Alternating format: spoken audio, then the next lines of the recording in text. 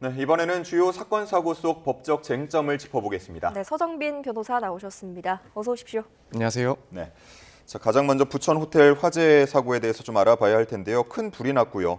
투숙객이 잠든 심야 시간이 아니었는데도 인명피해가 상당히 컸습니다. 네, 그렇습니다. 상당히 안타까운 화재 사건이 발생을 했습니다. 네. 8월 22일 저녁 7시 39분경에 부천에 있는 9층짜리 호텔 8층에서 화재가 발생을 했고, 이 객실에서 시작된 화재가 번져서 소방 당국에서는 진압에 나섰지만 결국 7명이 사망하고 12명이 다치게 된 사건입니다. 그 시간대를 보자면 투숙객들이 잠들어 있을 만한 시간이 아니었기 때문에 그럼에도 불구하고 이 정도 인명 피해가 났다는 점이 상당히 문제가 되고 있는 그런 화재 사건입니다. 네, 이번 화재 사건을 두고 여러 가지 논란이 일고 있는데 아무래도 지금 호텔 건물에 스프링클러가 없었다 보니까 더 이런 인명 피해가 커졌던 것 같습니다. 근데 이게 스프링클러를 의무적으로 설치하지 않아도 법적으로 문제가 없었다면서요?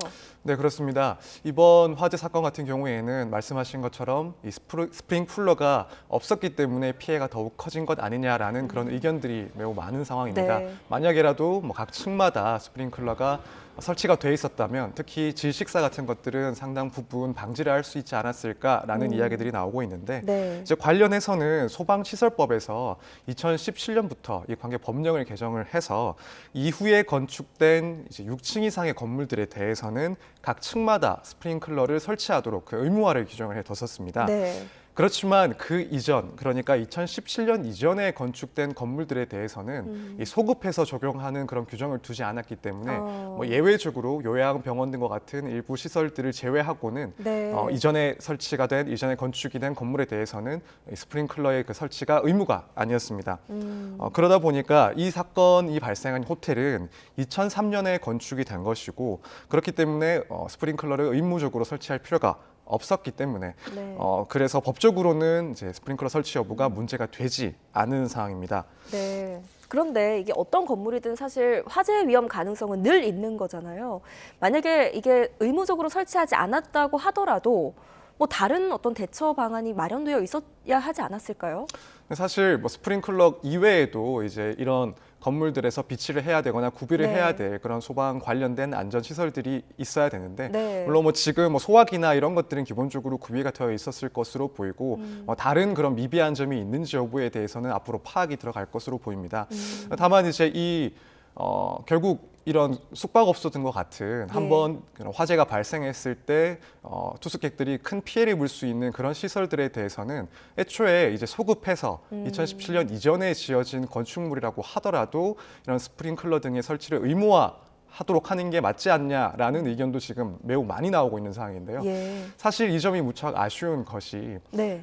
몇 년 전에도 이런 유사한 사건들이 발생했을 때 기억을 하실 수 있을 것 같은데 예를 들면 대구에서 변호사 사무실에서 이제 변호사에게 이제 불만을 품은 네네. 의뢰인이 불을 냈다가 순식간에 많은 사망자가 발생한 그런 대형 사고가 있었습니다. 네, 맞습니다. 그때도 사실 찾아보면은 2017년 이런 소방시설법이 개정됐을 때 이런 위험성이 있는 건물들에 대해서는 스프링클러를 소급해서 의무적으로 설치하는 규정을 둬야 되는 거 아니냐라는 이야기가 나왔었고 그 이후에도 이런 인명 피해가 발생하는 화재 사건들의 경우에 마찬가지 논의가 있었습니다. 다만 시간이 지날 때마다 이제 그런 논의가 들어가다 보니 현재까지도 관련해서 법적인 제도나 시스템이 마련되지 않은 그런 아쉬움이 큰 사건이라고 할 수 있습니다. 맞습니다. 이번에 또 논란이 됐던 부분 중에 하나가 에어매트로 뛰어내린 2명이 사망하는 일이 발생을 했습니다. 네. 처음에 뛰어내린 후에 에어매트가 뒤집혔다라는 게 이제 목격자들의 진술인데 목격자가 전한 당시 상황 이야기 먼저 한번 들어보겠습니다. 두 사람 뛰어내리고 8층, 9층에 연기 많이 나고 있었어요. 불꽃은 안 보였었어요. 에어매트는 약간 좀 인도 쪽으로 좀 기울어져 있었어요. 소방차가 한 5대가 안 됐고요. 연기만 나고 있어서 연기가 너무 나니까 저 8층 창문에서 남자분 한 분이 살려주세요 807호래요 라고 했는데 소방분들은 위에도 안 쳐다보고 갑자기 이제 한 5분 정도 있다가 에어매트를 피더라고요. 근데 연기가 점점 더 심해지니까 남자분이 여자분을 이제 데리고 나와서 에어매트가 어느 정도 펴진 걸 보고 미셨어요. 해서 여자분이 떨어졌는데 여자분이 가운데로 안 떨어지고 끝으로 떨어지니까 에어매트가 이렇게 일자로 들려버린 거예요. 그냥 그 상태에서 여자분이 뛰어내린 중간에 따라 뛰어내리셨어요. 남자분은 바닥에 그대로 떨어지셨고 시멘트 바닥으로. 네, 이렇게 목격자들의 이야기를 한번 듣고 왔는데 결과론적으로 어쨌든 에어매트가 제 역할을 하지는 못한 것 같습니다. 부실 설치에 대한 논란이 지금 일고 있는데요. 네, 그렇습니다. 당시 상황을 종합해 보자면 처음에는 사실 에어매트 설치 자체가 앞면과 뒷면이 바뀌어 있었던 것 아니냐 그런 네네. 이야기들이 있긴 했지만 상황들을 종합해 봤을 때 그것은 아니고 예. 현장에 도착한 소방관들이 이제 곧바로 호텔 외부 1층에 에어매트를 설치를 하고 이후에 이제 호텔 내부에 연기가 가득 차면서 상황이 급박해지니까 7층 객실에 이제 남녀 2명이 이 에어매트로 뛰어내렸는데요. 에어매트가 정상적으로 일단 설치는 됐지만 첫 번째 여성이 매트의 가장자리에 뛰어내리면서 매트가 뒤집혔고 네. 이후에 또 곧바로 남성이 뛰어내리면서 사망한 것으로 보입니다. 아무래도 안전을 위해서 피해자들의 구조를 위해서 설치한 이 에어매트로 인해서 결국 사망자가 발생했기 때문에 네. 애초에 설치 자체에 다른 문제점이 있지 않나라는 얘기가 나왔었고 예를 들면 누군가가 이것을 고정할 수 있도록 잡아두던가 혹은 로프를 설치를 해서 이렇게 뒤집힐 수 있는 경우를 방지했어야 하는가 아닌 그런 이야기들이 나오고 있는 상황입니다. 네, 이번 사건을 계기로 또 문제점들이 계속해서 이제 나오고 있는데 현재 소방마다 사용하고 있는 그 에어매트가 다르다, 또 혹은 이런 표준 매뉴얼이 마련되어 있지 않다 이런 지적도 나오던데요. 네, 그렇습니다. 확인되는 사실에 의하면 이제 일선 소방서에서 각각 사용하는 그 에어매트가 저마다 제조사가 다르고 또 그런 이용 방식이 다르다고 합니다. 예. 그래서 아직까지 표준 매뉴얼이 작성된 바가 없고 결국에는 각 제조사마다 이제 제공을 하는 이 제품별의 그런 사용 설명서를 보고 운영을 하고 있는 것으로 알려졌습니다. 네. 일단 제품별로 이런 공기 넣는 방식도 다르고 주입구의 크기나 개수도 다르기 때문에 표준적인 그런 사용 설명 혹은 매뉴얼을 마련할 수 없다라는 이야기도 있는데요. 다만 이제 현장에서 구조대원들이 어떤 제품에 어떤 그런 회사의 에어매트를 쓰던 간에 통상적으로 요구되는, 통상적으로 주의해야 되는 그런 내용들을 담은 매뉴얼이 만들어졌어야 되는 것 아닌가라는 지적도 나오고 있습니다. 네. 이런 문제 때문에 지금 소방 당국에서는 앞으로 이제 9월 중에서라도 공통된 표준 매뉴얼을 마련을 하겠다고 밝힌 상황입니다. 예. 네. 지금 또 문제의 매트가 사용 기한을 넘긴 것으로 파악이 되고 있다 보니까 또 논란의 여지가 또 많은 것 같습니다. 만약에 아직까지 예단을 할 수는 없지만서도 만약에 장비 관리나 설치상의 어떤 부족함이 있었다라는 게 밝혀지게 된다면 어떤 또 법적 처벌을 받게 될 것 같습니까? 네, 말씀하신 것처럼 이 사건, 이 사고에서 이제 문제가 됐던 매트가 18년 전인 그러니까 2006년에 지급돼서 지금까지 사용되고 있는, 그래서 원래는 7년까지 사용 기한이라고는 하는데 현재까지 사용되고 있어서 혹시나 노후화가 된 것 아닌가, 그러니까요, 혹은 예. 관리상에 그런 문제가 있었던 것 아닌가라는 이야기들이 나오고 있는 상황입니다. 물론 이 자체로 하자가 있는지 또 관리상에 문제가 있어서 하자가 발생한 것은 아닌지 이런 것들을 따져봐야 되는데 만약에 관리상에 문제가 있었다 혹은 이 사건 현장에서 설치상에 문제가 있었다라고 한다면 결국 마지막을 봤을 때 이 사망자들에 대해서 국가 배상 책임 문제가 발생할 수도 있습니다. 예. 또한 별도로 현장에서의 그런 설치상의 문제가 있었다, 운용상의 문제가 있었다라고 판단이 된다면 이제 소방 관계자들에 대한 그런 형사 책임도 문제가 발생할 수가 있습니다. 예, 그렇군요. 지금 화재 원인 조사가 계속되고 있는데 810호에서 빈객실이었습니다. 여기서 발생을 했고 이전에 투숙객이 이 방을 배정을 받았다가 타는 냄새가 나서 방을 바꿔달라고 했다라는 또 얘기가 나오고 있습니다. 자, 그러다 보니까 경찰은 이쪽에서 조금 화재가 발생한 게 아닌가, 문제가 된 게 아닌가 지금 조사를 하고 있는 건데 민형사상 책임을 물으려면 이 화재 원인 조사 철저히 돼야겠죠. 네, 그렇습니다. 당시 이제 810호에 묵으려고 했던 그런 손님의 이야기에 따르면 문을 열었을 때 타는 냄새가 났고 또 에어컨에서 뭔가 탁탁거리는 소리를 들었다. 그래서 이제 호텔 측에다가 문의를 해서 방을 바꾸었는데 결국 CCTV나 이런 진술들을 봤을 때 이 해당 객실 810호에서 결국 화재가 시작된 것으로 보고 있고 또한 내용들을 봤을 때 혹시라도 에어컨 혹은 정기적인 문제 때문에 화재가 발생한 것으로 보인다라고 일단 추정을 하고 있는데요. 결국 뭐 민사상 혹은 형사상 책임을 따지기 위해서는 화재 원인이 무엇인지 밝혀내는 것이 가장 중요하긴 합니다. 우선 민사적인 측면을 보면 숙박업소의 경우에는 이제 관련 법규상 재난배상 책임보험 가입이 의무화가 되어 있습니다. 그렇기 때문에 이 호텔도 역시 이런 보험에 가입되어 있을 것으로 보이고, 그렇다면 대부분의 피해자들은 일단은 보험사를 통해서 피해에 대해 배상을 받을 수 있을 것으로 보이는데요. 다만 이게 사망자 같은 경우에는 한도가 1억 5천만 원까지로 정해져 있습니다. 그래서 이 사망하신 분들의 경우에는 그것보다 더 큰 손해가 발생을 했다라고 또 판단을 할 수 있기 때문에 이 한도를 넘는 금액에 대해서는 결국 민사적인 책임을 물어야 되는데, 이 경우에는 이제 화재 원인이 결국 어디에 있느냐, 호텔 측의 책임이 있는지 여부, 그리고 과실이 있다면 그 정도가 어느 정도인지 이런 것들을 따져야 되기 때문에 그런 원인 판단이 무척 중요하고요. 또한 형사적인 측면에서도 당연히 이 부분은 무척 가장 중요한 사안이라고 할 수가 있습니다. 네. 화재 원인이 호텔 측의 주의 의무 위반으로 인한 것인지를 파악을 해야 되는데, 그렇기 때문에 업체 측이 이를 미리 파악할 수 있을 만한 사고였다, 조치를 할 수 있을 만한 사고였다, 혹은 화재가 발생한 이후에 이런 것들을 조금 피해가 확산되는 것을 방지할 수 있는 사고였다, 이런 점들이 이제 확인되면 형사 책임 여부도 이제 따질 수 있을 것으로 보입니다. 네, 알겠습니다. 조사를 통해서 명명백백 밝혀져야겠습니다. 다음 주제로 한번 넘어가 볼게요. 끝나지 않은 세기의 이혼 이야기입니다. 노소영 나비 아트센터 관장이 최태원 회장의 동거인이죠. 김희영 TLC 재단 이사장을 상대로 제기를 했던 위자료 청구 소송에서 승소했습니다.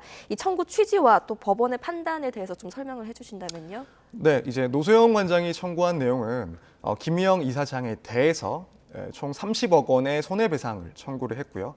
그 이유는 이제 김희영 이사장과 최태원 회장의 부정행위로 인해서 혼인관계가 파탄되었기 때문에 이에 대해서 정신적인 피해를 배상하라는 것이었습니다. 네. 이에 대해서 이제 김희영 이사장 측의 그동안의 입장을 간략하게 짚어보자면, 이미 그런 최태원 회장과의 관계가 시작되기 이전부터 이 나머지 두 사람의 혼인 관계는 이미 파탄된 상태였기 예. 때문에 손해배상할 책임이 없다, 인과관계가 인정되지 않는다라는 주장도 했었고요. 혹은 파탄은 두 사람의 혼인관계 파탄은 그 책임이 노소영 관장에게 있다라는 그런 답변을 하기도 한 것으로 보입니다. 네. 그 밖에도 이제 불법행위에 해당하더라도 이미 소멸시효가 진행됐기 때문에, 완성이 됐기 때문에 법적인 책임이 없다, 이런 답변을 해온 것으로 보이는데요. 결국 법원에서는 이런 피고 김희영 이사장의 주장을 모두 이제 배척을 했습니다. 법원에서는 김희영 이사장과 최태원 회장의 그런 부정행위, 네. 혼외자 출산, 최태원의 가출과 별거의 그런 지속, 그리고 이 두 사람의 공개적인 행보가 이 노소영 관장 그리고 최태원 회장의 혼인 관계에 결정적인 그런 혼인 파탄의 원인이 되었다라고 판단을 했고, 그러므로 이제 원고, 즉 노소영 관장의 정신적 고통이 있었을 것이라는 것은 충분히 인정된다. 따라서 위자료를 지급할 의무가 인정이 된다라고 판단을 했고요. 그리고 이제 금액을 20억 원으로 책정을 했습니다. 그러니까요. 네, 위자료 금액을 20억 원으로 책정을 했는데, 이제 그 이유에 대해서는 혼인 기간 그리고 혼인 생활 과정, 그리고 파탄에 이르게 된 경위나 사후 사정, 그리고 원고나 피고의 그런 재산 상태나 경제 규모, 이런 것들, 그리고 최태원 회장과의 그런 선행 이혼 소송의 경과까지도 고려를 해서 20억을 책정을 했습니다. 20억이라는 거는 일반적인 이런 이른바 상간 소송에서 손해배상으로 이제 책정되기에는 상당히 이례적으로 큰 금액이라고 보시는 게 맞습니다. 통상 저희도 이런 상간 소송을 진행할 때 대략적으로 예상하는 범위가 통상적으로는 2천만 원에서 3천만 원, 예. 그러니까요. 혹은 예. 조금 넘어간다면 5천만 원, 이 정도로 사실은 정확한 기준이 있는 것은 아니지만 어느 정도 범위를 그렇게 보고 사건을 시작을 하는데, 네. 20억의 그런 손해배상 책임을 인정했다는 것은 거의 수십 배의 책임을 인정한 것이기 때문에 이 금액 자체로도 상당히 이례적인 판단이라고 보실 수 있을 것 예, 같습니다. 지금 20억이라고 말씀을 해주셨는데, 이게 앞서서 최태원 회장 이혼소송 항소심에서 위자료 금액과 동의를 하다 보니까 이거를 공동해서 함께 내는 건지 아니면 각각 20억 원씩인 건지 이런 부분들도 많이 궁금해하시더라고요. 네, 이제 공동 불법 행위라고 해야 되는데요. 이렇게 불법적인, 그러니까 지금 여기서는 부정행위 가 불법적인 행위에 해당하고 예. 이 수명이서 그런 행동을 했을 때 이제 배상 책임을 지는 것을 공동 불법 행위 책임이라고 합니다. 그리고 그 성질에 대해서는 법적으로는 이제 부진정 연대 채무라고 하는 건데 보다 쉽게 말하자면 이 공동의 불법 행위로 인한 손해를 전체를 책정을 하고 여기에 대해서는 각자가 모두 전적으로 책임을 진다는 겁니다.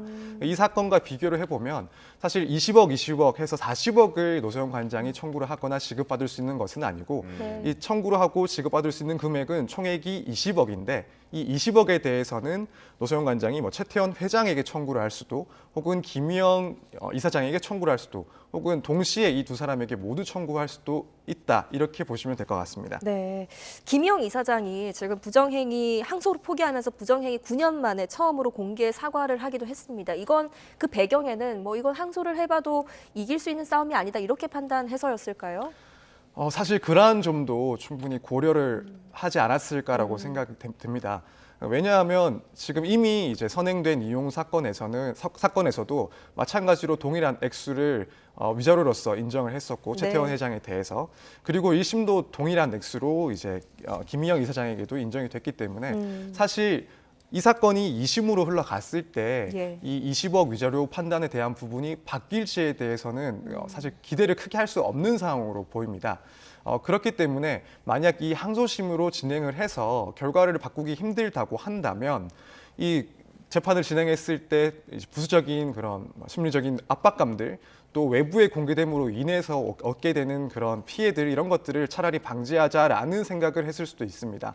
그렇기 때문에 2심에서의 그런 결과 가능성을 예측을 해보고 또 2심을 진행했을 때 반대로 내가 입을 수 있는 피해 이런 것들을 고려를 해서 결국에는 항소심을 진행하지 않겠다라는 입장을 낸 것 아닌가라고 생각이 됩니다. 예. 네.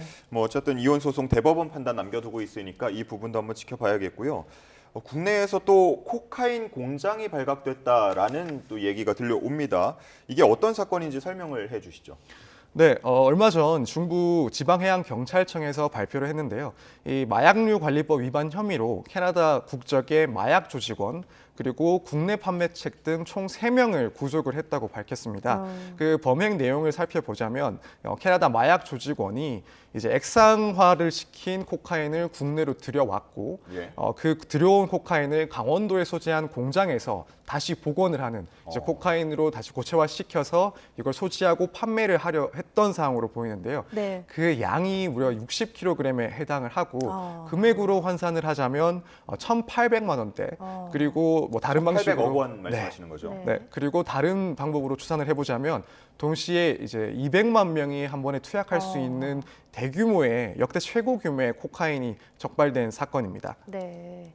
지금 이 사건의 주범이 캐나다 국적입니다. 외국인 같은 경우에는 혹시 우리나라 처벌 어떻게 되는지, 국내법이 적용이 되는지도 궁금합니다. 네, 우리나라 형법에서는 이제 속지주의라고 해서 네. 국내에서 발생한 사건의 경우에는 피의자의 국적 여부를 따지지 않고 네. 수사와 또 처벌이 가능하도록 되어 있습니다. 그렇기 때문에 이 캐나다 범죄 조직원 역시도 국내인과 마찬가지로 국내법 적용을 받아서 향후에 처벌이 될 것으로 예상이 됩니다. 네. 예. 자, 끝으로 간략하게 이 사건도 한번 짚어보겠습니다. BTS 슈가의 음주운전 사건이 있는데 17일 만에 출석을 했습니다. 17일 만이라고 하면 2주가 넘는 건데 꽤 오래 걸린 것 같거든요. 통상 그렇습니까? 사실 변호사 입장에서 음주운전 사건에서 소환까지 그리고 조사까지 17일이 걸렸다라고 하는 것은 그리 오래 걸린 것은 아닙니다. 물론 뭐 빨리 진행됐다고 보기도 힘들지만 2주, 3주 정도 뒤에 조사가 진행되는 경우는 뭐 상당히 많다고 보셔도 되고 왜냐하면 본인뿐만 아니라 변호인이 선임되어 있는 경우에는 변호인 출석도 함께 조정을 해야 되기 때문에 시일이 조금 걸릴 수 있고 또 그 전에 사전 조사가 필요한 경우도 있기 때문에 이 17일이 걸렸다는 사실 자체는 그리 오래 걸렸다고 보긴 힘듭니다. 물론 이 사건이 발생하면서 곧바로 대중들에게 국민들에게 사건 내용이 알려지다 보니까 아직까지도 소환 조사가 안 됐다라고 느끼실 수는 있긴 하겠지만 뭐 17일이 걸렸다는 점은 특별한 문제는 아니라고 보시면 될 것 같습니다. 예. 네. 뭐 그동안 주량이나 아니면 뭐 차종이라고 해야 할까요? 킥보드다, 스쿠터다 이런 것들에 대해서 거짓 해명 논란이 좀 있었는데 이런 부분들도 쟁점이 되겠습니까? 이게 좀 구분해서 보는 게 좋을 것 같습니다. 이 수사기관 그리고 법원에서 보는 주요 쟁점과 이 대중들이 보고 있는 주요 쟁점이 조금 차이가 있다고 생각이 됩니다. 예. 물론 초기에 이제 그런 발표들을 봤을 때 실제 이후에 드러난 상황들과 맞지 않는 내용들이 분명히 있긴 합니다. 말씀하신 것처럼 이것이 전동 킥보드냐, 전동 스쿠터냐, 법적으로는 개인용 이동 장치냐, 혹은 원동기 장치 자전거냐 이 부분이 발표와 이후 사실관계가 달랐고 또 그밖에 맥주 한 잔을 마셨다라는 초기 해명과 달리 네. 상당히 높은 0.2%가 넘는 혈중 알코올 농도가 이제 확인된 사실 이런 것들은 분명히 대중들이 봤을 때는 차이가 있고 거짓 해명 아니냐, 축소를 위해서 사실과 다른 진술을 한 것 아니냐 그렇게 생각을 했기 때문에 이 부분이 쟁점이 될 수 있지 않나라고 충분히 생각하실 수는 있습니다. 다만 수사기관에서는 중요한 것은 결국 음주운전을 했느냐 그리고 그 혈중 알코올 농도 수치가 얼마냐 이 부분이 가장 중요하기 때문에 사실 이런 점들은 이미 관련된 증거를 통해서 충분히 확보가 된 상황이기 때문에 국민들이 관심 있어 하는 그런 부분들은 사실은 주요 쟁점이 되기에는 그렇게까지 무거운 내용은 아니라고 봅니다. 물론 이게 워낙 보도도 많이 되고 국민들이 네. 관심을 갖고 있다 보니까 해당 부분에 대한 조사는 질문과 대답으로 이루어졌을 것이라고 생각은 들지만 이 부분이 향후 판단을 받는 데 있어서 중요한 쟁점 혹은 중요한 요소라고는 조금 보기 어렵지 않나 생각이 듭니다. 네, 남은 수사 과정도 한번 지켜보도록 하겠습니다. 지금까지 서정빈 변호사와 함께했습니다. 잘 들었습니다. 감사합니다.